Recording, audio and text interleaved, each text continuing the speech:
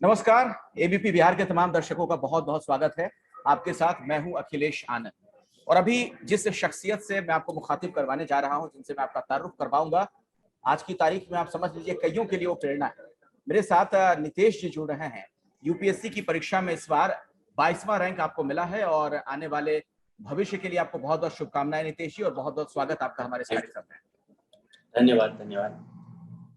सबसे पहले तो आपसे मैं थोड़ा यही समझना चाहूंगा कि ये जानकारी आपको मिली कैसे और उस वक्त आपकी किस तरह के रिएक्शंस थे? क्या आपके दोस्तों ने आपको इसके बारे में बताया या माता पिता ने पहले रिजल्ट देख लिया था?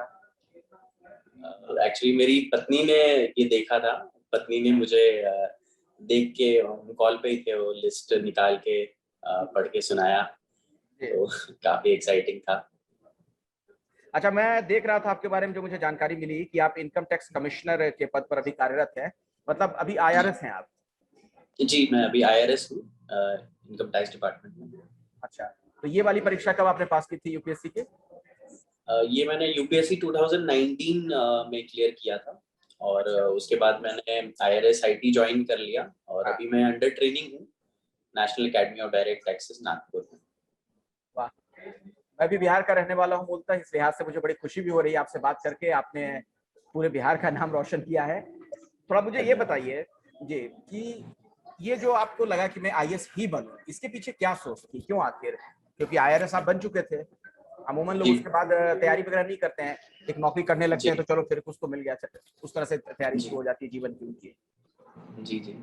कहीं ना कहीं मुझे ये लग रहा था कि जो आईएएस सर्विस है, इसमें लोगों के साथ जो जमीनी तौर पे जो जुड़ाव है वो ज्यादा होगा। और दूसरा इसमें बहुत बड़ा है कि मैं अपने काम का डायरेक्ट जो इम्पैक्ट है वो जो है देख पाऊंगा, तो वो बड़ा मुझे थोड़ा आकर्षित किया। हालांकि इंडियन रेवेन्यू सर्विस पाकर भी मैं बहुत खुश था। जी उस समय भी बड़ी खुशी हुई थी मुझे, लेकिन फिर भी मैंने सोचा कि मुझे प्रयास करना चाहिए और फिर मैंने किया और फाइनली एक सपने की तरह है जो सच हो गई। नितेश जी, ये बताइए थोड़ा अपने बारे में हमें बताइए, हमारे दर्शकों को बताइए। आप मूलतः कहाँ के रहने वाले हैं? किस तरह की पारिवारिक पृष्ठभूमि है आपकी? किस तरह का बैकग्राउंड रहा? पढ़ाई लिखाई कहाँ से हुई? सर, मैं आता हूँ मधेपुरा जिले के पुरैनी गांव है, वहां से मैं आता हूँ।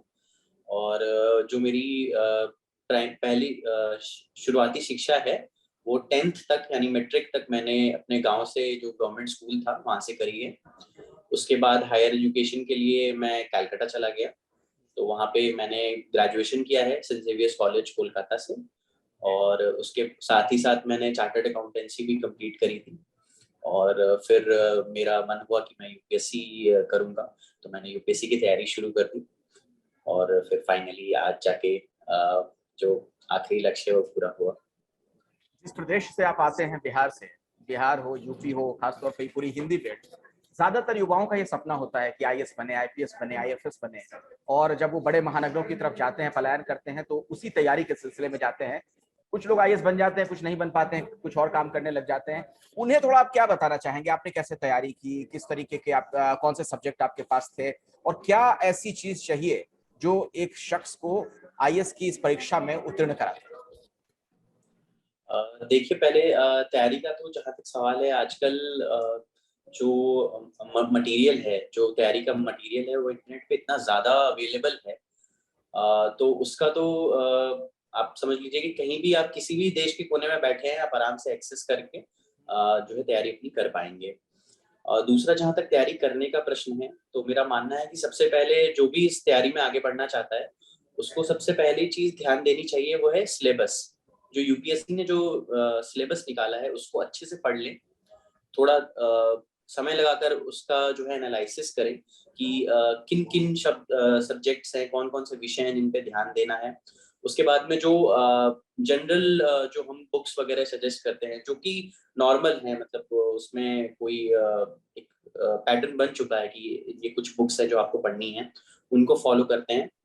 और उसके साथ ही साथ जो करंट अफेयर्स वगैरह हैं उनके न्यूज़पेपर्स वगैरह पढ़ने की आदत डालें। थोड़ा उनको एनालिसिस करने का सोचें और एक ही जो विषय है उसको किसी एक दृष्टिकोण से ना देखें। कोशिश करें कि आप हर दृष्टिकोण से उसका एनालिसिस करें।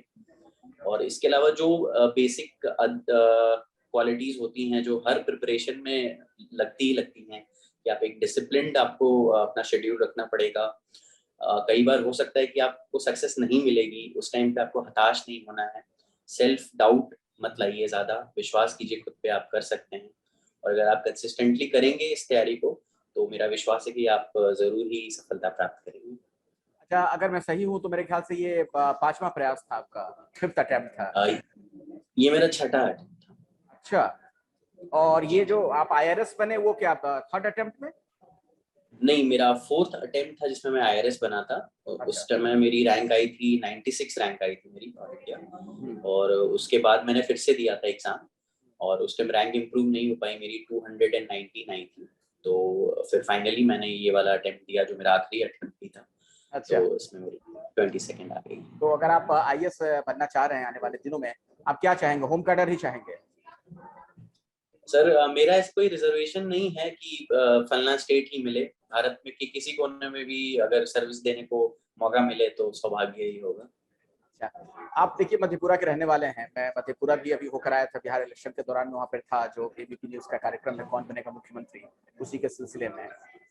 इतने दूर दराज के इलाके से आकर आप इस मुकाम तक पहुंचे हैं, एक बड़ा सा एक साधारण सा सवाल रहता है, और जो खास तौर पर जो गरीब घरों के बच्चे आते हैं, छात्र रहते हैं, उनके दिमाग में कि क्या कोचिंग इंस्टीट्यूट से वो पढ़ाई करें, वो वहाँ पर फीस देकर, जो मोटी फीस लगती है आपको ही पता है, तभी सिविल सर्विस की परीक्षा को उत्तीर्ण कर सकते हैं, या वैसे भी तैयारी की जा सकती है? और अगर की जा सर सकती है ये तो तो कैसे? सर आज के डेट में मैं नहीं मानता कि कोचिंग इंस्टीट्यूट एकदम जरूरी है तैयारी करने के लिए। मैं ये है कि अगर आपने ले पा रहे हैं और आपने ले ली है तो आप उसका सदुपयोग करें, उसको अच्छे से करें, लेकिन ऐसा बिल्कुल भी नहीं है कि आप बिना उसके कर नहीं सकते। तो आज के डेट में जितना आपका मटेरियल है, जितना कंटेंट है, आपको सारी चीजें अवेलेबल है, ऑनलाइन अवेलेबल है। कुछ तो गवर्नमेंट के फ्री सोर्सेज हैं, एनसीईआरटी और की वेबसाइट पे आप चले जाइए, आपको फ्री में डाउनलोड हो जाएंगी सारी चीजें, आप वहां से पढ़ सकते हैं। न्यूज़पेपर ई एडिशंस, आजकल तमाम जो प्रमुख अखबार हैं सबके ई एडिशंस मिलते हैं। बहुत सारे ऐसे पोर्टल्स हैं जो उनका एनालिसिस भी करके आपको देते हैं। इसके अलावा यूट्यूब वगैरह है जहाँ पे आप कुछ वीडियोस वगैरह देख सकते हैं।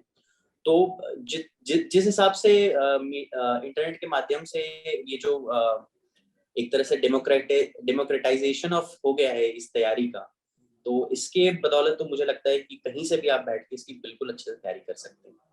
अच्छा, अब मैं थोड़ा आपकी फैमिली के बारे में बात करना चाहूंगा। अपने माता पिता के बारे में बताइए, आप फैमिली में और कितने लोग हैं, भाई बहन, और कैसे उन लोगों को ये पता चला? आपने खुद बताया या आपके पास उनके फोन आने लगे?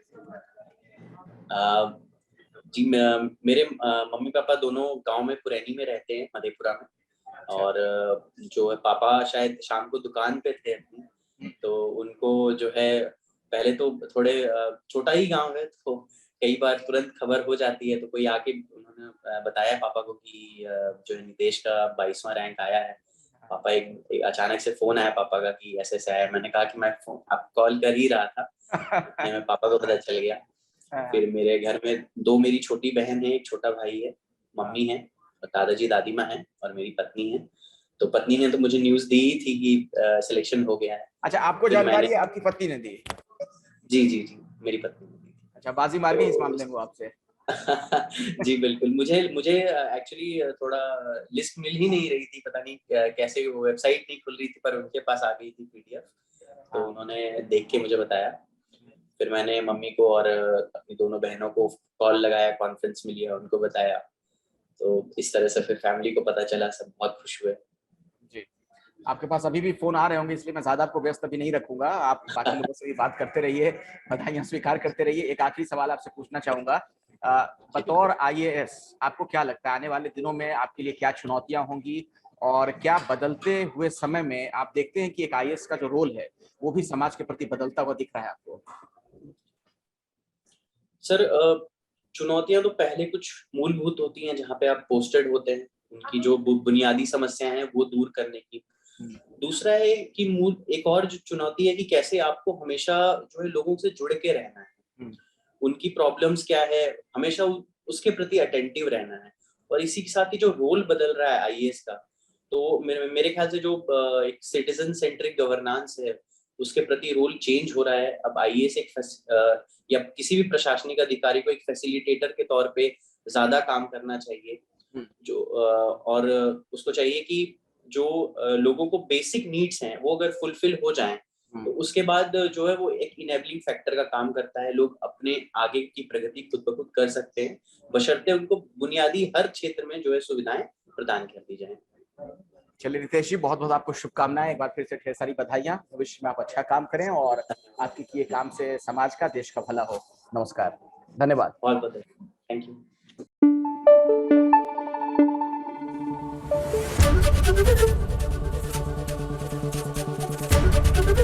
एबीपी न्यूज आपको रखे आगे।